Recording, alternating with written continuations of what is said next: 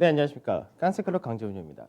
전일 국내 증시 외국인과 기관의 매도세가 이어지는 그런 흐름을 보여줬었는데 오후장 들어서면서부터 외국인들이 선물 쪽에서 매수를 확대했다. 이렇게 되면서 베이시스가 개선되었고 기관, 특히 금융투자를 중심으로 해서 프로그램 매도 물량이 빠르게 축소가 되면서 국내 증시 자체는 소폭의 약세로 마감이 되는 모습을 보여줬다 됩니다. 그래서 시장에서 최근 들어서 약 7거래일 동안 거의 7거래일 맞죠?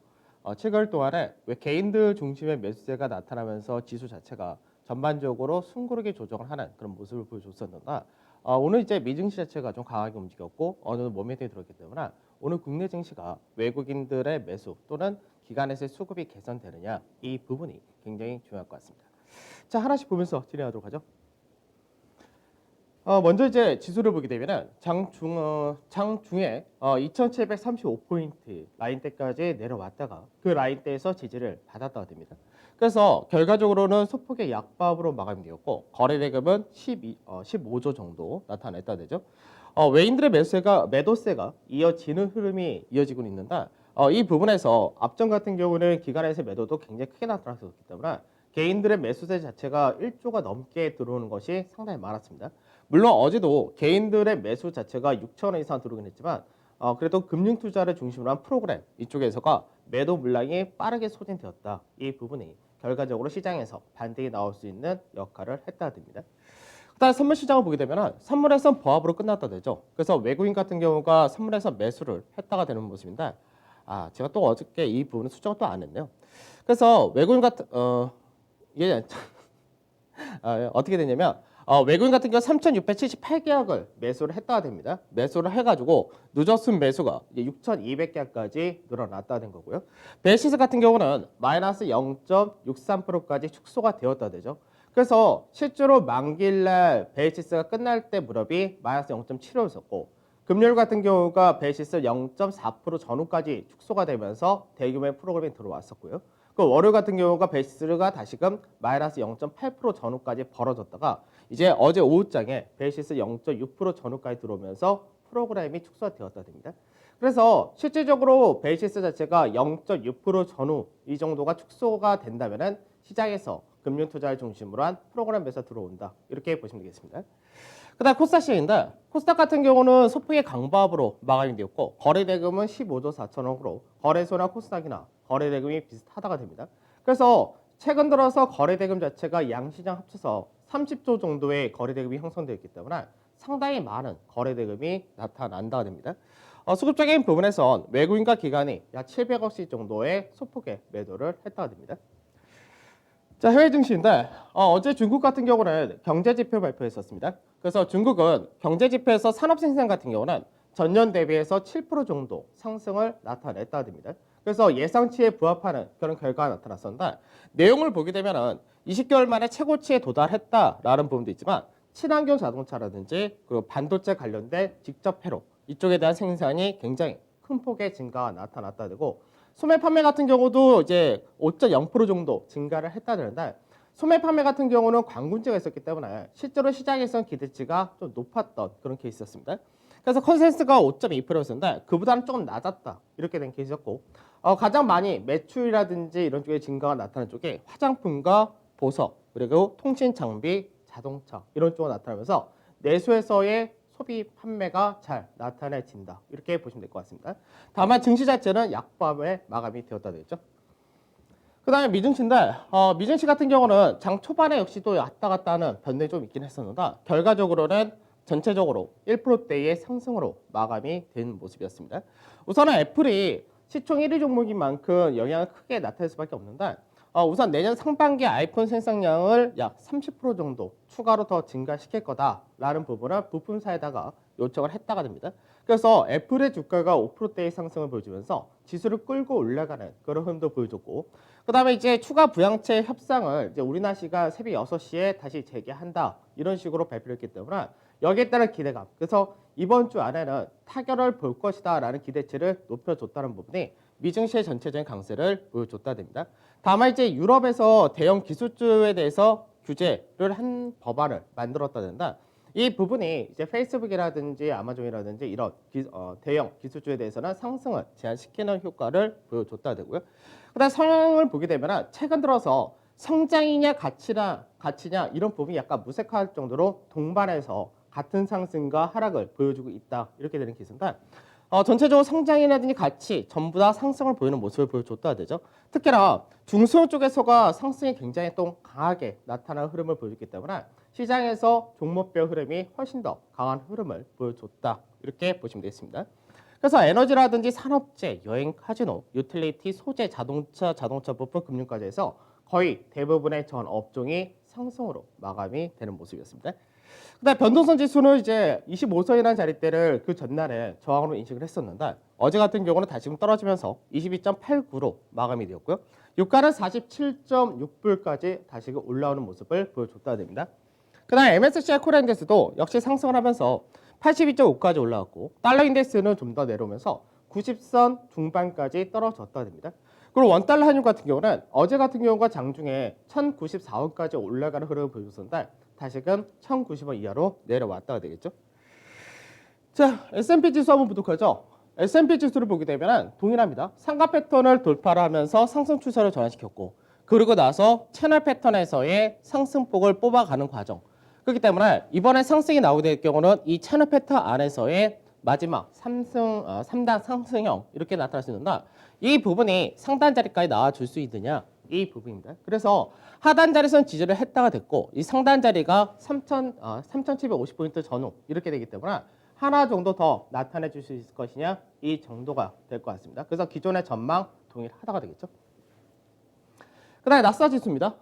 나스닥 지수도 마찬가지로 상가 패턴 상단 돌파를 하고 채널 패턴으로 전개되는 모습에서 먼저 지지를 했고요.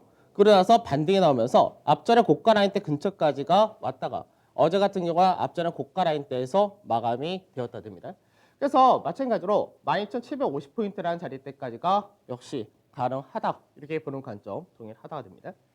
그래서 실제로 이제 도달하고 나면은 나중에 시장에서 이제 아무래도 차익 실현 욕구가 연말로 가면 갈수록 좀 더 확대될 수밖에 없다 이 부분이 있는데 어제도 보여드렸듯이 밸류 자체가 부담이 된다는 부분은 동일하다가 될 겁니다.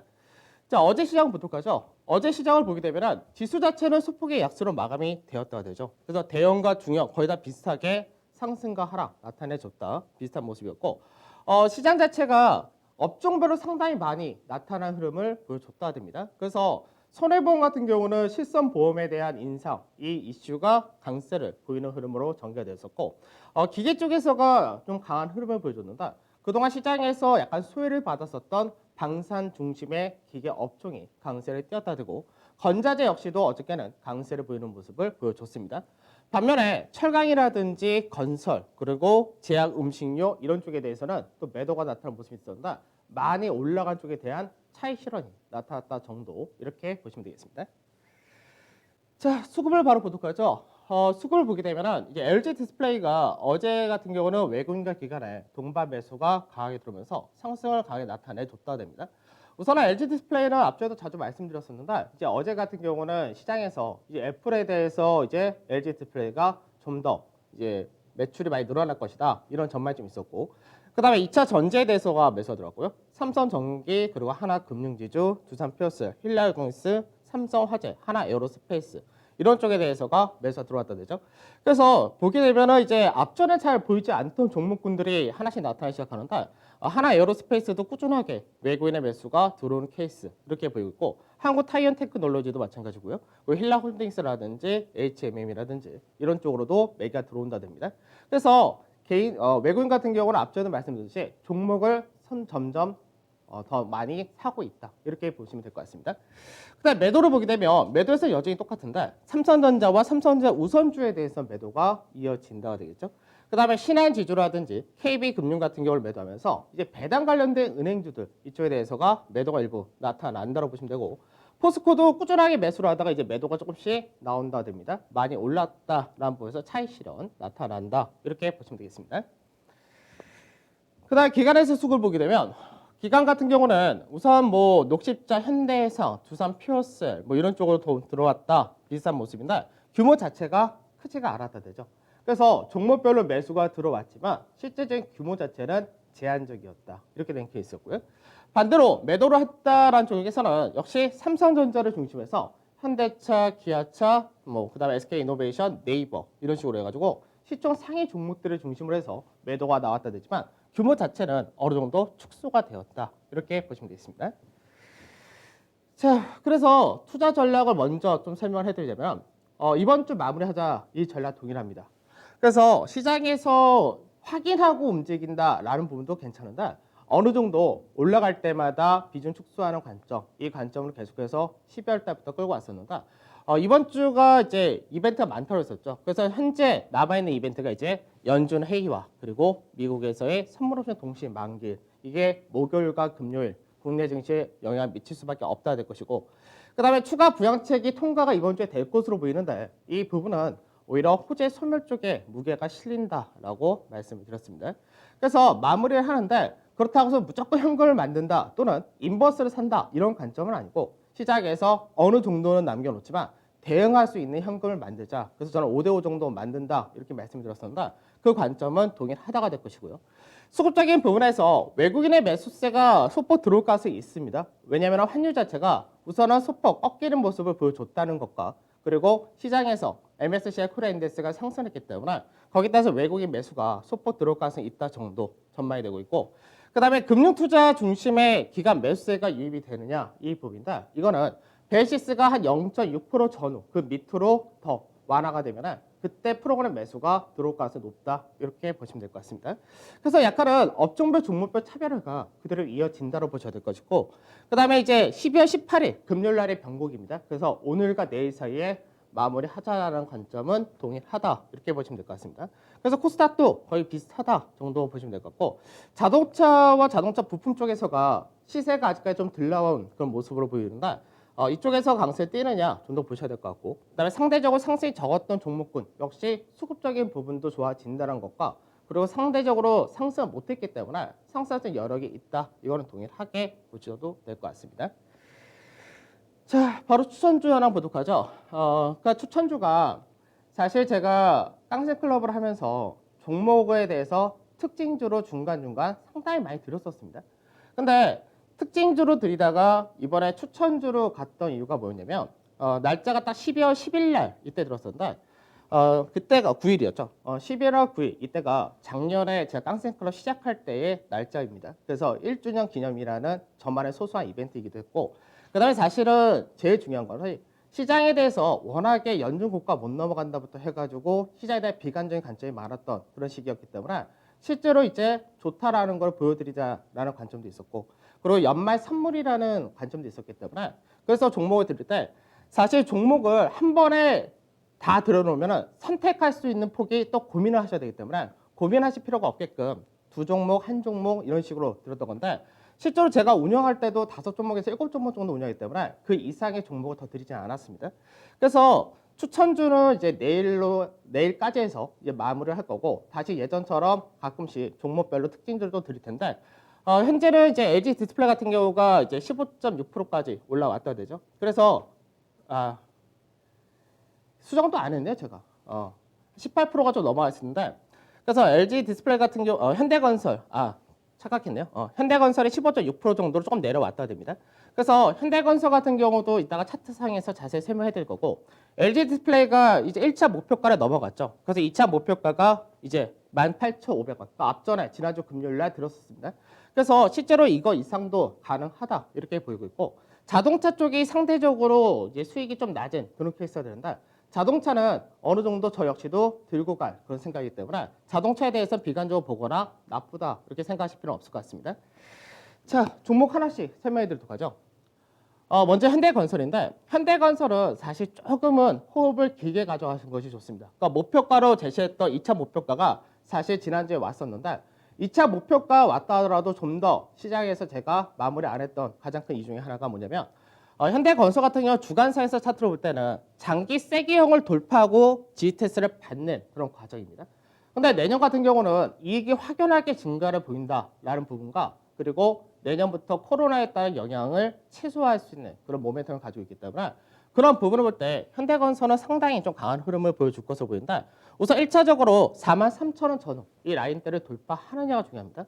그래서 이 라인대를 돌파하게 되면 기본 마디폭이 최소 49,000원에서 5만 원까지 열린다. 이렇게 보셔야 되기 때문에 조금은 좀 더 긴 호흡으로 가시되 앞전에 말씀드렸던 2차 목표가 정도에서는 비중을 축소하시면서 가시는 게 좋다. 이렇게 보시면 될 것 같고요.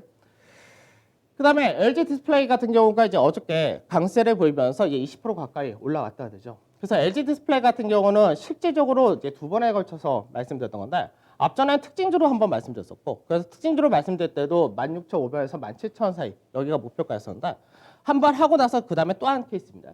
그래서 사실 여러분들한테 제가 계속해서 대형주의 특징이 뭐냐면 대형주가 하루하루의 등락을 볼 때는 그렇게 세게 나온 날이 거의 드물기 때문에 결국은 사가지고 얼만큼 잘 끌고 갈 수 있느냐 사실 그 싸움이 굉장히 중요한데 그래서 어느 정도 목표가 왔을 때는 비중을 좀 축소하고 그러고 나서 비중 축소했던 것이 나중에 또 한 번의 지지 라인대가 오거나 중요 가격이 왔을 때는 다시 재매수를 해가지고 또 위에 갔을 때 비중 축소하고 이런 식으로 가게 되면 수익을 극대화할 수가 있는데 그런 관점에서 이번에 추천주를 그렇게 보여드린 거고 추천주에서 수익 마진 우선이라든지 손절가라든지 목표가라든지 이런 거는 항상 먼저 준비를 해서 움직여야지 대응도 수월하다가 되는 겁니다.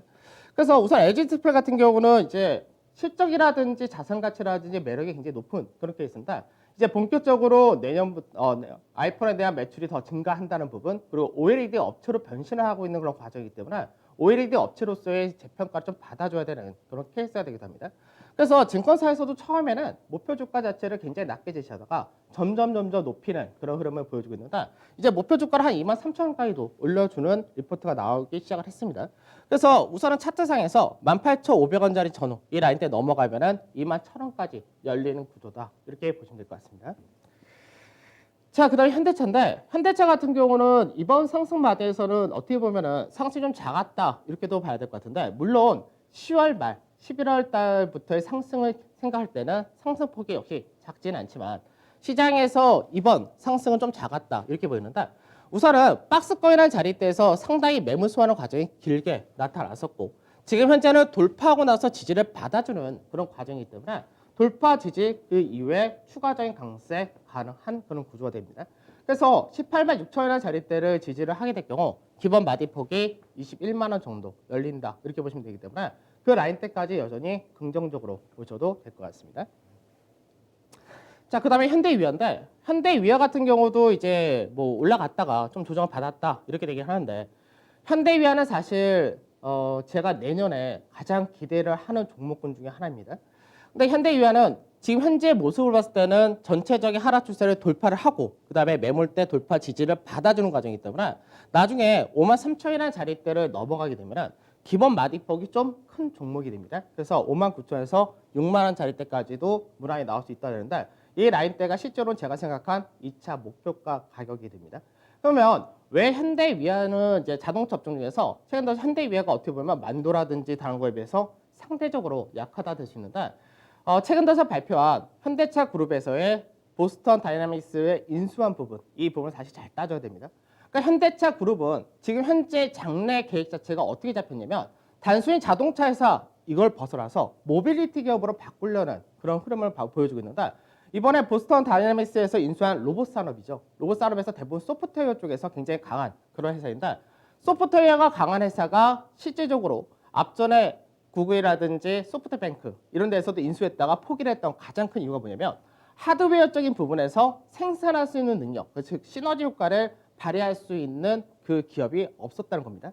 그럼 현대차 그룹은 전통적으로 하드웨어 쪽에서가 굉장히 강한 제조 능력을 가지고 있는 회사인데 로봇 산업에 대해서 실제로 현대차 그룹에서 진출을 했다 이렇게 될 때 가장 하드웨어 쪽인 부분에서 그러면 보스턴 다이나믹스와 연계될 수 있는 회사가 누구냐? 바로 현대위아가 됩니다. 그래서 현대위아 같은 경우는 내년부터 본격적으로 친환경 자동차 관련된 열관리 시스템이라든지 여러 가지 매출이 발생된다 이런 부분도 있고 중국에서의 판매를 회복시키려고 하는 현대차 그룹의 전략하고도 상당히 긍정적으로 작용할 수 있는 쪽이기 때문에 이쪽에 대해서는 좀 더 높게 보셔도 될 것 같습니다. 그래서 잠깐 내용을 보게 되면 제가 이제 늘 가끔씩 말씀드리지만 공정 공시 내용을 잘 보셔야 된다라고 말씀드리는데 사실 이 공시 내용이 발표된 게 2018년도 말인가 이때 발표를 했습니다. 그러면 이때 현대위아가 2019년에서 30년까지 장기 장래 사업에 대한 공정 공시를 어떻게 했냐면 친환경 차량 부품 및 스마트 팩토리 솔루션 제조사로 도약을 할 거다라고 하면서 전체적인 내용이 뭐냐면 SUV 관련돼서 앞으로 좀 더 많은 부품을 더 공급할 것이다 이런 식으로 얘기를 한 거고, 그 다음에 밑에 있는 것이 이제 열관리 시스템, 이 부분이 이제 수소차라든지 친환경 관련된 현대차가 내년부터 이 GMP라는 모듈화를 하는데 거기에 필요한 이제 여러 가지 부품을 만든다 됩니다. 그래서 특히 내년부터는 친환경 자동차용 열관리 부품 산업, 여기에 대해서 본격적인 매출이 나타나기 때문에 여기서 긍정적이다 이렇게 볼 수 있는 것이고, 그 다음에 추가로 들어온 것이 협동 로봇 시장에 대해서 진출한다가 돼 있었죠. 그래서 로봇 관련해 가지고 이제 보통 물류라든지 AMR을 이용한 여러 가지 로봇에 대해서 무인 이동 로봇이라든지 이런 거에 대한 개발을 한다라고 준비가 되어 있습니다. 그래서 향후 보스턴 다이내믹스와 시너지 효과가 가장 큰 기업 중에 하나가 현대유아가 될 가능성이 상당히 높다 이렇게 보기 때문에 개인적으로는 내년에 꼭 봐야 될 종목 중 하나로 보고 있습니다. 자, 그리고 간단하게 한두 가지만 얘기할까요? 앞전에도 이제 제가 추천주를 드리는 형태가 어떻게 되냐면은 사실 특징주 형태로 들었었죠. 그 특징주를 드릴 때 앞전에 현대제철도 비슷한 케이스지만 매수하고 나서 1차 목표가 그리고 2차 목표가 이렇게 들리기 시작하죠. 그래서 사실 추천주라고 드린 거는 제가 가격을 딱 정해드리고 목표가 얼마, 마지노선 얼마 이런 식으로 끌고 가셔라 이걸 보여드린 거고, 실제로 특징주라는 종목을 하나씩 이렇게 매번 드리기 때문에 매번은 아니고 한 달에 한 3-4개 정도씩 나가는 것 같은데 그렇게 보고 다음번에도 적용하시면 될 것 같습니다. 자, 그럼 오늘 여기서 저는 마무리해야 될 것 같고 실제로 이제 추천주는 내일 마무리한다라고 보시면 될 것 같습니다. 그럼 저는 내일 찾아뵙도록 하겠습니다. 감사합니다.